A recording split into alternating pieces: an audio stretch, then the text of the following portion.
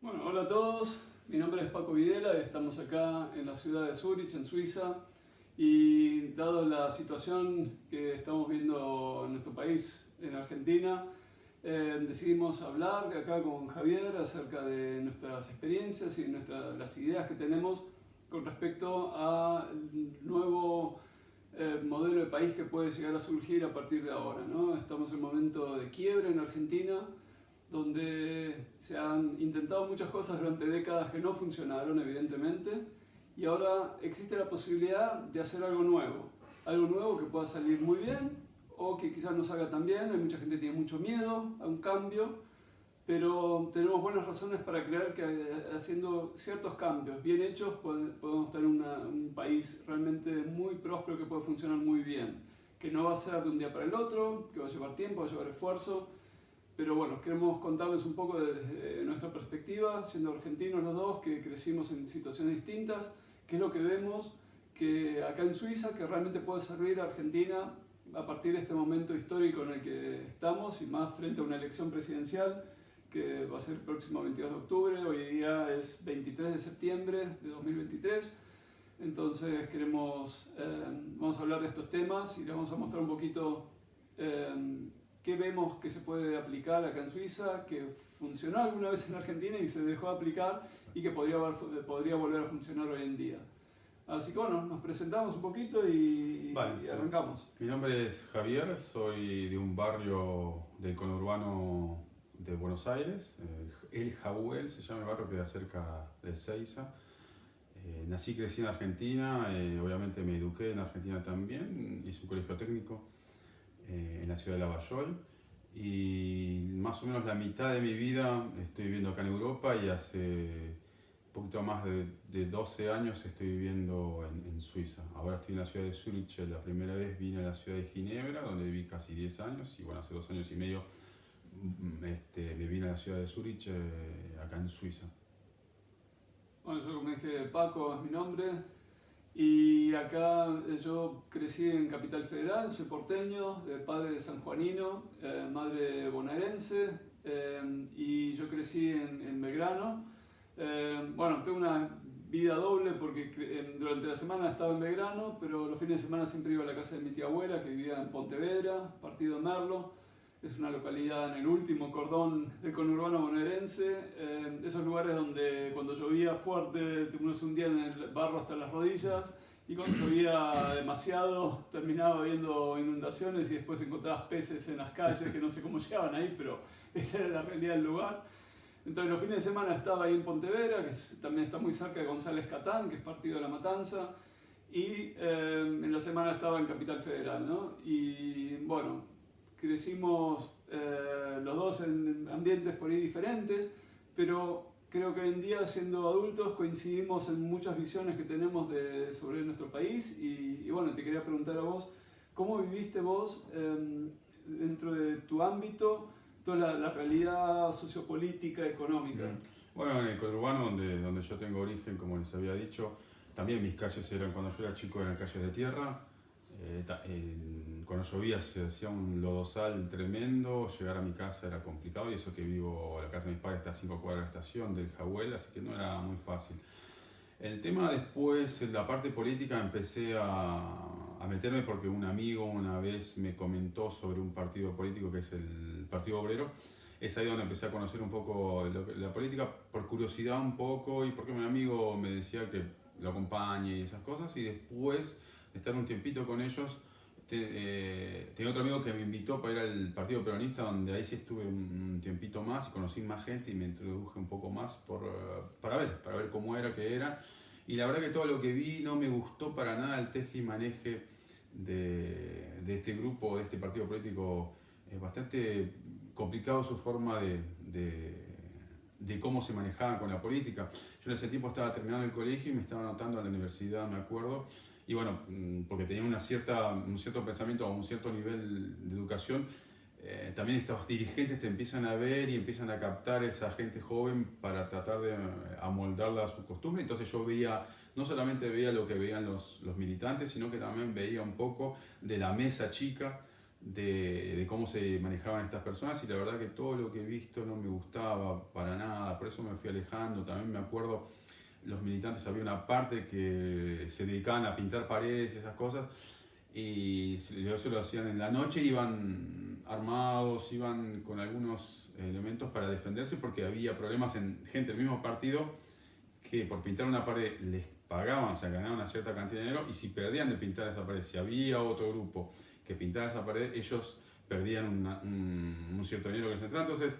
había conflictos entre ellos para que no les saquen el lugar de la pared para poder pintar, por ejemplo. Entonces todos esos temas no me gustó. Me acuerdo también una vez el dirigente que manejaba el grupo donde yo militaba, podemos decir, una vez en una reunión estaba súper contento el tipo, y mis compañeros de ahí, que eran mucho mayores que yo, me acuerdo que me decían, sí, está contento porque le bajaron oxígeno. Yo decía, ¿qué será oxígeno? Y ahí me hicieron entender que obviamente le bajaron dinero del Estado, obviamente los políticos de turno habían bajado dinero porque ya tenía una cierta cantidad de gente que lo seguía. Entonces por eso estaba contento. Entonces con eso él financiaba todo lo que sería el movimiento que él manejaba. Oh, o sea que era militancia rentada. Militancia rentada, sí. Con plata sacada de los impuestos de que paga toda la gente. Exacto. Que incluso no era del partido. Sino todo un tema, el tema también de lo que sería el adoctrinamiento. Me acuerdo mismo cuando yo era chico, algo que me vino a la memoria. Yendo en el coche con mi papá, tenía a mi hermana al lado, ella me preguntó, yo habré tenido 11 años más o menos, no me acuerdo bien qué edad tenía, pero yo era chico. Mi hermana no sé por qué, dónde le salió, porque ella es mucho más chico que yo, y me pregunta quién era Perón. Me dice, y yo le digo, directo me salió de mi mente, Perón es Dios, le dije yo. Entonces mi papá me miró a mí. Sí, no, a mí me sorprendió eso, una vez que crecí, que yo me acordé de eso, me sorprendió. Y no me acuerdo qué nos dijo mi papá. Bueno, ya con unos años más grande, yo me acordé de eso y busqué por qué habré dicho eso. No sabía por qué. Entonces me empezó a venir los recuerdos de cuando yo era muy chico. Y me acuerdo que a media cuadra de lo que es la casa de mis padres había un club que antiguamente era bastante frecuentado. Y después, cuando yo era chiquito, ya quedaban los últimos momentos, y me acuerdo salir de ese club y que nos daban bolsas con golosinas, siempre a la noche, ¿no? Y nos proyectaban algo, y yo, acordándome de esto, le pregunté a un vecino mío que es mucho mayor que yo, le pregunté qué proyectaban a él. Y es ahí que él me contó que proyectaban cosas de Perón, lo que decía Perón, o sea, un adoctrinamiento, que ya de chiquito, yo había tenido 5 años, tal vez menos, no me acuerdo, pues todo muy borroso. Que era un club de barrio. Eran como un club bailable, más que un club de barrio, en la época que yo todavía no había nacido, y después eso fue cayendo a menos, y después bueno, quedaba como un club, y obviamente el peronismo después lo empezó a usar como un lugar para adoctrinar gente. Entonces los pequeños íbamos ahí, nos adoctrinaban y obviamente nos lavaban la cabeza, y por eso yo llegué a decirle a mi hermana lo que era Perón, para mí en ese momento cuando yo era chico. Claro. Oh, sí, ese tema del adoctrinamiento es bestial, porque uno ahí entiende por qué es que hay gente que sigue votando los mismos que son en parte responsables de un gran nivel de decadencia en Argentina, y uno se pregunta, pero si no estás mejor, Claro. ¿por qué lo seguís votando? Pero ahí, por lo que vos decís, está clarísimo, donde te meten en la cabeza, es casi como una secta, ¿no? Exacto, porque te dejan cegado, por más que todo esté latente y todo lo veas, todo lo que está pasando en Argentina ya por décadas, no podés verlo porque estás completamente cegado. O sea, te lavan la cabeza para que vos pienses que va todo bien, que estás bien, o que luchan por vos.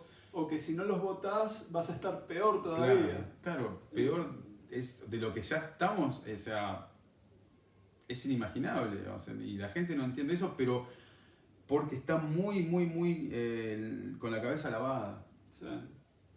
Bueno, en mi caso es un poco distinto en el ambiente que yo crecí, donde el peronismo no tenía mucha llegada.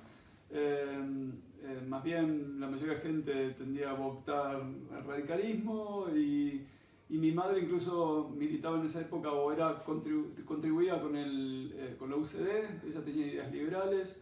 Pero bueno, tuvo una gran decepción, primero porque ella nunca apuntó a tener un cargo en el gobierno, ni ser diputada, ni nada por el estilo, ella simplemente contribuía repartiendo volantes y ese tipo de cosas.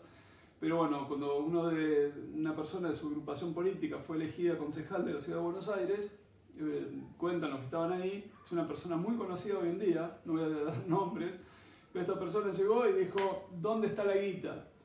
Y uno, bueno, si uno es mal pensado, va a decir, este tipo entró a la política para robar, ¿no? Claro. Y bueno, si uno le da lugar a la duda, dirá, bueno, quizás se refería a otra cosa, pero digamos, los que estaban ahí no se quedan con una buena sensación.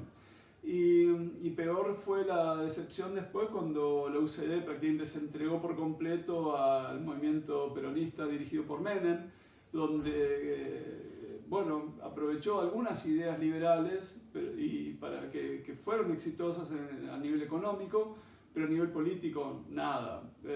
Y él mismo tomaron un montón de medidas que no tienen nada que ver con el liberalismo. Cuando la gente dice que Menem fue neoliberal o liberal, mentira, nada que ver. Menem aumentó el gasto, un liberal auténtico hubiese bajado el gasto o lo hubiese mantenido al mismo nivel. Menem aumentó muchísimo el endeudamiento del país y un liberal de verdad de fuste no hubiese endeudado el país. Se hubiese manejado con los recursos que hay, hubiese esperado que el país prospere para de esa manera tener más recursos para utilizar. También sabemos que hubo muchísima corrupción. Entonces mi madre en ese momento dijo, bueno, basta, con esta gente no se puede. Y eso es algo muy triste, que en Argentina la gente se sirve de la política para sus propios beneficios en vez de tener la actitud de convertirse en un servidor público, en que la política sea un servicio público, donde uno viva de su propia actividad, de su profesión, de su oficio, y se mete en política para contribuir y después volver al sector privado, al oficio o a la profesión que uno tenía. Y eso lo vemos acá en Suiza. Suiza es un país donde los concejales o los diputados no cobran sueldo.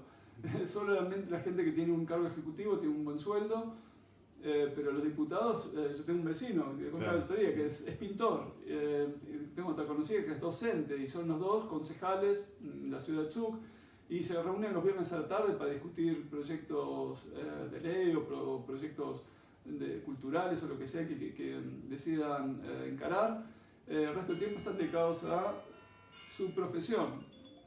Está sonando. Bueno, entonces es eso la diferencia enorme, ¿no? Suiza es un país donde la gente prospera porque el Estado es mínimo, porque los impuestos son muy bajos. Eso le permite a las empresas pagar mejores sueldos, eso permite que el trabajador le quede más plata en el bolsillo para gastar en lo que él decida, ya sea invertir en la educación de sus hijos, ya sea tomarse vacaciones, ya sea viajar o invertir dinero para un día poder tener su propia casa.